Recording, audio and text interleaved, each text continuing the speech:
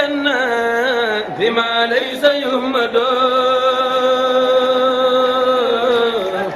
رسول كريم بين تنازل الذي في كل سهر وفي سفر هماني هلا ماهن ما الأبس والسفر.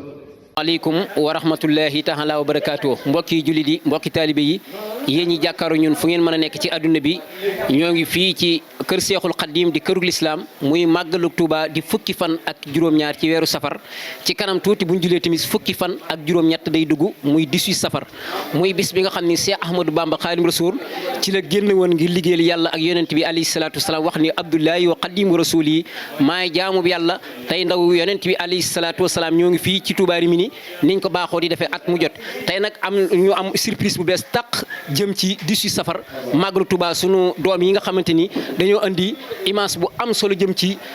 jaar-jaari Cheikh Ahmadou Bamba Xaadimu Rasuul mi nga xamante ni lépp lu baax ci adduna bi moom la ndax sunu borom moo ko jagleel tey nag ñoo ngi fii ci Tuuba Rimini di ñaanal Cheikh Mouhamadul Mountakha xalifa général des mourides mu yàgg fi loolu te wér kon ni ñuy def mooy dañuy jox sunu doom yi ñu dugg ci histoire bii ngeen di jàkkaaru muy surprise bu am solo fii ci Tuuba Rimini muy lu bees ci màggal gi muy fukki fan ak juróom-ñaar ci weeru safar di tey fukki fan ak juróom-ñett di suba muy sant gi nga xamante ni ci lañ koy santale boromam mu digal ko jullit yëpp rawatina murid yi nga xamante ni ñoo aju ci Cheikh Ahmadou Bamba Xaadimu Rasuul kon ni ñuy def mooy dañuy jox soxna Ami Ndiaye mu ñëw ci histoire Cheikh Ahmadou Bamba Xaadimu Rasuul bu am solo bii di addu fii ci Tuuba Rimini di ñaanal Cheikh Mouhamadul Mountakha xalifa général mouride mu yàgg fi loolu te wér soxna Ami bismillah. Assalamu alaikum. Allora, qua oggi siamo venuti per raccontare, questo pannello appunto racconta il cammino spirituale di Cheikh Ahmadou Bamba Mbacké. Cheikh Ahmadou Bamba Mbacké nasce nel 1853 a Mbacké Bawol in una famiglia di grandi studiosi dell'Islam. Suo padre era Serigne Mor Anta Sali Mbacké, che era un rinominato maestro coranico, e sua madre era Sokhna Diarra Bousso, che era ricordata nella tradizione mouride per la sua profonda pietà e la sua fede. Fin da giovane Serigne Touba Mbacké si distingue per il suo amore verso il Corano, lo studio, l'adorazione di Allah e il profeta Sayyidina Muhammad sallallahu alaihi wasallam. Negli anni successivi Serigne Touba fonda Touba appunto, che è una città consacrata esclusivamente all'adorazione di Allah, allo studio del Corano e alla formazione spirituale. Secondo la tradizione dei Murid, Touba non nasce come un semplice villaggio, ma come una città benedetta che è destinata a diventare un luogo di pace e di rincontro per tutti i pellegrini provenienti da tutto il mondo. Grazie al suo insegnamento fondato sulla fede e sul lavoro e sull'amore per il profeta, il numero dei suoi discepoli cresce rapidamente ogni anno, e con questa crescente influenza suscita però la preoccupazione delle autorità francesi, che hanno paura, hanno sospetto che questo movimento religioso possa essere una futura ribellione. E infatti, secondo la tradizione Murid, Serigne Touba rivolse ad Allah una preghiera con un solo desiderio. Che cosa sarebbe? Consacrare completamente la propria vita al servizio dell'Islam e del profeta Muhammad. E durante questo periodo compose il celebre Qasida Matlabul Fawzayni, che significa la ricerca delle due felicità, un'opera nella quale esprime il suo totale abbandono ad Allah e la ricerca della conoscenza dell'amore divino e della vicinanza del profeta. Fu allora che, secondo la tradizione Murid, Allah gli annunciò che avrebbe affrontato grandi prove e i nemici dell'Islam, ma che al termine di quel cammino sarebbe uscito vittorioso, anche più vicino al profeta, e ricompensò per la sua pazienza. E come lo sappiamo tutti, Serigne Touba ha dedicato tutta la sua vita ad Allah e al profeta, quindi infatti quando gli hanno detto che la ricompensa sarebbe più vicina al profeta, quindi ecco. E secondo la tradizione Murid, Serigne Ahmadou Bousso, il fratello di Sokhna Diarra Bousso, che è lo zio di Serigne Touba, era un uomo straordinaria elevazione spirituale. Era conosciuto per la forza delle sue invocazioni e per la particolare grazia che Allah gli avesse concesso. Si tramanda che se avesse conosciuto il destino dell'esilio avrebbe pregato affinché questa prova fosse allontanato da suo nipote. Per questo motivo, dopo il suo ritorno ad Allah, Serigne Touba poté affrontare liberamente il cammino spirituale che Allah gli aveva preparato. Qui è l'inizio dell'esilio, la convocazione. Allora, per la convocazione, con la crescita della comunità Murid, le autorità coloniali francesi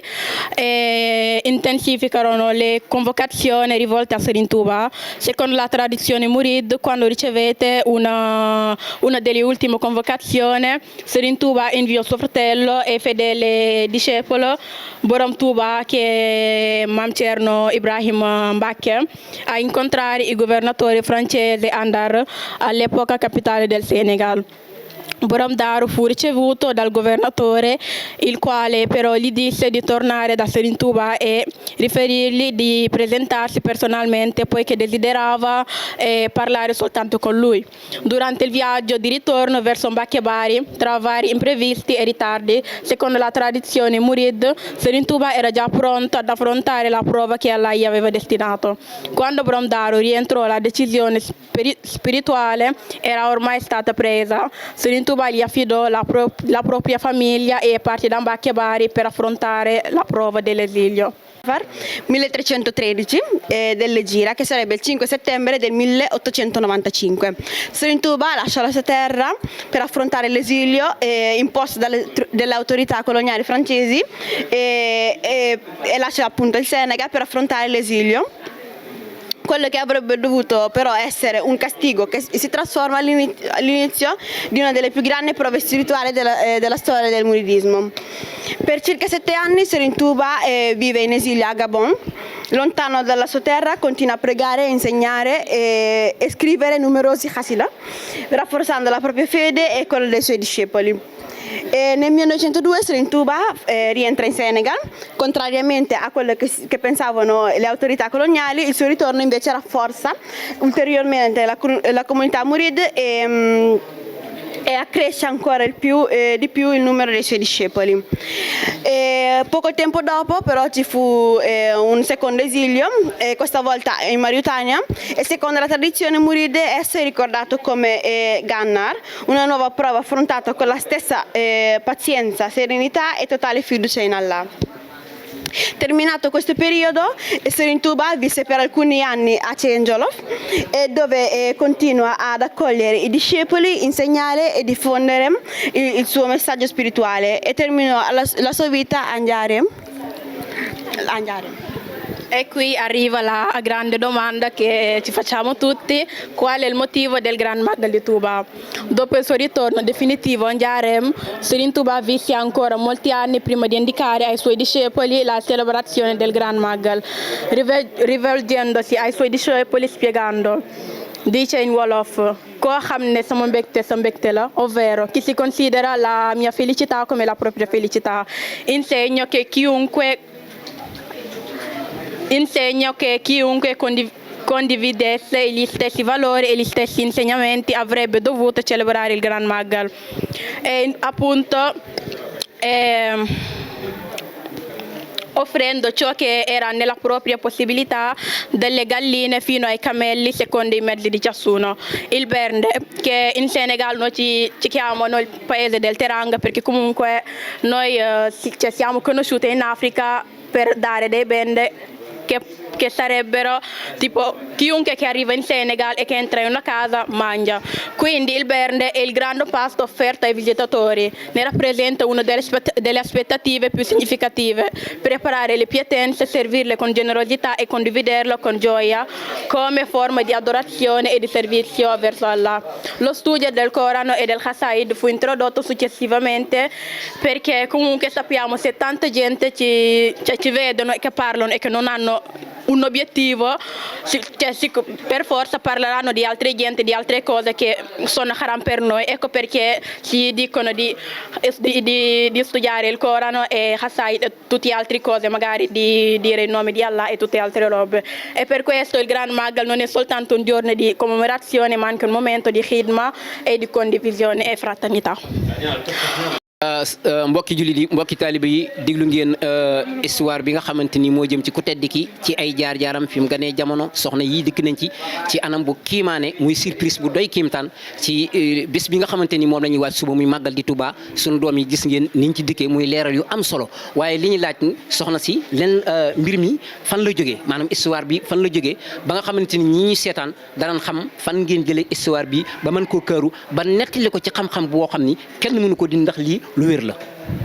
waaw salaamaaleykum maa ngi leen di ziar waaye léegi ni ngeen ko gisee nii tableau bi dañoo xalaat def ko pour nga xam ne ni képp ku ñëw si màggal gi dina xam li waral màggal gi. information yi ñu fi jël yu bëri Baye Cheikh Lo miñ bind fi si suuf moom moo joxe histoire bi wax ñu ko tënkal ñu ko ci ni mu gën a leere après ñu ñëpp ñu jàpp si ba bindee ko defar ko nii mu taaru nii macha allah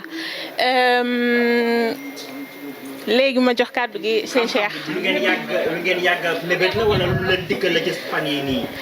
lu ñu yàgg mébét la mais waajuñu ko ba dañ ne màggal gi il faut ñu def si lu bees chaque jour ñu indi loo xam ne nii luy novita lay doon léegi moo tax ñu créé ko essayage la nag xam naa déwén incha allah ak yeneen événement yi ñëw ci lay dàkk incha allah. kon nag ñun ñëpp ñoo ko déggandoo li may faral di wax ci dëkk bii di Touba Rimini toujours rek Serigne Touba lim ni sama tey jone day gàcceel sama tey jone day gàcceel sama démb mooy lii ngeen xamante ni maanaam gis ngeen ko muy surprise boo xamante ni am na solo lool sunu doom yi andi ko ci bis bi nga xamante ni moom la ñuy waajal suba muy fukki fan ak juróom-ñetti ci safar ñu nekk ak sëñ Ngañ nekk ak Serigne Cheikh ñu ay jëwriñ yu am solo ñoom itam kon Serigne Cheikh yan kaddu ngay sànni ci soxna yi lii ñu jëlee ci Serigne Cheikh Lo mi nga xamante ni borom xam-xam la ñu xam ko fii ci kër gi. asalaamaaleykum mbokk taalibe yi ñu ngi leen di ziar di leen jox seen wàccuwaay lii dañoo toogoon gis mu xam ne chaque màggal lenn dong mooy ñëw ñu ne pourquoi pas année bi ñu yokk leneen changer leneen moo tax ñu jéem a créer lii commencement la moo tax ñu essayé benn table bi xool bu ko nit ñi bëggee boo léegee ñu gën see yokk pas-pas yokk Pastef gën a dolli leneen dañ ko def nii jox ñaari soxna yi mi soxna Ami Ndiaye ak soxna Ndeye Fatou pour ñu présenter ñu ko def ba leen ko waxee tamit dañ see jàpp concentré aussi chaque jour di ci laajte di ci soññee waaye tamit dañ ciy sant tamit Baye Cheikh Lo ndax information yëpp moo ñu ko jox heure ba ci guddeeg bëccëg heure bu ñu ko woowee wala bu ñu ko envoyé message mu ñëw ne leen def leen lii yokk leen lii wàññi leen lii ba mu rafet nii lépp moom dañ koy sant bu ñu santee ginnaaw bañ santee yàlla sant Yonent bi sant Sëriñ Tuubaa tamit dañ koy ci sant ndax jàpp na ci bu baax a baax bu doon moom tamit amaana dina demee neneen waaye dañ ko ci sant bu baax a baax di ñaan tamit mbokk taalibe gën ñoo ñaanal ndax am nañ ay mbébét am nañ leneen loo xam ne war nañ ko mën a créer gën a yokk innovation ndax yoonu Sëriñ Tuubaa bi nekkul ñun sénégalais yi kese la ndax dañoo war a yoot woo ñëpp képp bi kiy jullit ku dul jullit dañ la war a woo leeral na nag Sëriñ Tuubaa nekkul nitu film nekkul dara Sëriñ Tuubaa daa nekk nit koo xam ne day yóbbu nit ñi ci yoonu lislaam yoonu Yonent bi sallallahu alayhi wasallam yoonu suñu borom di wax ne nañ gën a farlu gën a jàppaat bu baax a baax tey liggéey sëriñ bi ndax moom doo nga fi nekk waaw gën a jëriñu waaw ndax lii nag commencement la nag boo liggéey dinañ gën a yokk gën a defaraat leneen loo xam ne ku ko gis di nga boo dul julit sax di nga am fierté doon julit te julit bu ko liir tamit bëgg nañ tamit nga am fierté ne murid laa julit laa loolu daal lañ ci jublu di tuubaat bu baax si kàddu yi di jox suñ Ngañ mu soññee si tout ay kàddu yi néew rek après ñuy jéem a yeewoo ko. bisimilah asalaamaaleykum wa rahmatulah mbokki jullit yi ñu ngi nuyu ñëpp di leen ziar di rafetlu kàddu yi di fi jot a jaar suñu rakk yi jot a jaaral wax dëgg yàlla lii lu ñu rafetlu la macha allah ndax lii xalaat la boo xam ne yàgg nañ koo xalaat nu ñu def ba innover affaire yi ba innover liggéey bi gën a dox ba nu ñu def mën a attirer ndaw ñi te lii ci lay bokk parce que ñun ñu bëri ñu ngi ñëw màggal si mais xamuñu lan mooy histoire màggal lii nag tey wane histoire màggal li tax sacrifice Sëñ Tuubaa def nga màggal dane bernde ak jàng alxuraan ak berne mais lii tamit ci la bokk ñu xam lan mooy màggal parce que Sëñ Tuubaa ba ñëpp ñëwee di kii moom ba mu ñibbisee ci coonaam ci la woote pour ñu santale ko waaw mi ngi ciy wax nag maam kenn ku ne loo mën ci santale ko li commencé ci ginaar la wax ba gileem xeebul dara